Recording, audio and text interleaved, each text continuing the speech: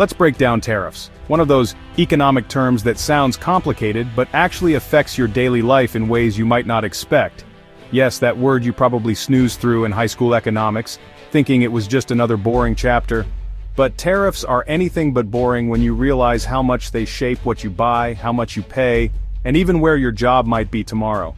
Tariffs are simply taxes on goods imported from other countries. Picture buying French cheese, maybe for a fancy dinner or just because you love the taste. The US government slaps a tax on it at the border, making it pricier for you. That extra cost isn't just a random fee, it's a deliberate move to influence what ends up in your shopping cart. The goal? To make foreign products less competitive, nudging you to buy American instead. It's a way to encourage people to support local businesses and manufacturers, keeping money and jobs at home. Supporters like Donald Trump say tariffs protect US jobs and industries, and can be used as leverage in global negotiations. They argue that tariffs are a tool to stand up for American workers and push other countries to play fair. But here's the catch. The extra cost gets passed down the line, from importers to stores, and finally to you, the consumer. That means higher prices on everything from groceries to electronics.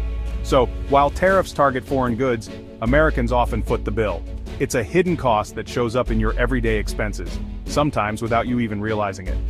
This is the core tension, balancing the desire to protect local jobs with the reality of higher prices and potential trade wars. Tariffs help some, but hurt others. Factory workers might benefit, but small business owners and families can feel the pinch. Fast forward to today, August 30th, 2025, a date that could go down in economic history. The Supreme Court has just halted most of the sweeping new tariffs from the second Trump administration, putting a sudden stop to a major economic strategy. This isn't just a legal squabble, it's a high-stakes battle over who gets to set the rules for America's economy. It's a decision that could shake the global economy, sending ripples through markets, supply chains, and even your local store. It impacts everything from toys to cars, groceries to gadgets, products you use every day. And it raises big questions about how much power a president has to reshape America's economic ties with the rest of the world. And it all started with a controversial use of a little-known law, one that's now at the center of a national debate. Tariffs aren't just about economics, they're about who pays, who benefits, and who gets to decide. They touch every part of society, from kitchen tables to boardrooms. Stick around because this story is about to get a lot more interesting. The next chapter could affect your wallet, your job, and the country's future. Let's see how we got here, and what might happen next. To understand the chaos that swept through global trade, you first have to meet the International Emergency Economic Powers Act, better known as IEPA. This little-known law would become the centerpiece of a dramatic shift in U.S. economic policy, one that would ripple across the world and into the lives of everyday Americans. Passed by Congress in 1977, IEPA was designed to give the president sweeping authority to regulate international commerce, but only during a declared national emergency. It was a tool meant for rare, extraordinary situations, never intended as a routine lever of economic policy. Traditionally, presidents have used IEPA to freeze assets or impose sanctions on rogue nations, think Iran or North Korea, not to impose broad taxes on nearly every import coming into the country. The law was a scalpel, not a sledgehammer. But that all changed in 2025. The Trump administration declared a national emergency over the fentanyl crisis, citing the deadly opioids' devastating impact on American communities. Using IEPA, they slapped sweeping tariffs on imports from Canada, Mexico, and China, America's largest trading partners. The logic was simple but unprecedented: punish countries for not doing enough to stop drug trafficking into the U.S. For the first time, emergency powers were being used to reshape the entire landscape of international trade. Then the administration went even further. They declared another emergency, this time over America's ballooning trade deficits. Suddenly, the justification for tariffs expanded from drugs to dollars. The White House argued that persistent trade deficits threatened national security, and used that claim to justify a baseline 10% tariff on almost all imports. Some products faced tariffs as high as 50%, sending shockwaves through global supply chains and raising prices for American consumers. This wasn't a targeted measure against a single country or industry, it was a global tax, imposed by the president alone, bypassing the traditional role of Congress in setting trade policy. The U.S. Constitution is clear: Congress, not the president, holds the power to set tariffs and regulate trade. For centuries, this separation of powers was a cornerstone of American government. By invoking IEPA, the administration claimed sweeping emergency powers to override that constitutional balance, arguing that extraordinary times called for extraordinary measures. Lawsuits erupted almost immediately, with businesses, lawmakers, and advocacy groups challenging the president's authority. The stage was set for a historic legal battle over who truly controls America's trade policy. The central question: can a president use emergency powers to tax the world, upending decades of precedent and reshaping the global economy with the stroke of a pen? The answer would have massive consequences, not just for the balance of power in Washington, but for the prices you pay at the store, the strength of the U.S. economy, and America's role in the world. The backlash was instant and legal. Small and medium-sized American businesses like wine importers and toy makers were hit hardest. For them, tariffs weren't a nuisance. They were a threat to survival. So, they sued, arguing the president had overstepped, since only Congress can tax. Courts agreed. Regulating commerce isn't the same as imposing taxes. The administration pushed back, insisting emergencies require broad presidential power. But judges weren't convinced. In May 2025, the Court of International Trade ruled the tariffs illegal. The government appealed, but the Federal Circuit upheld the decision.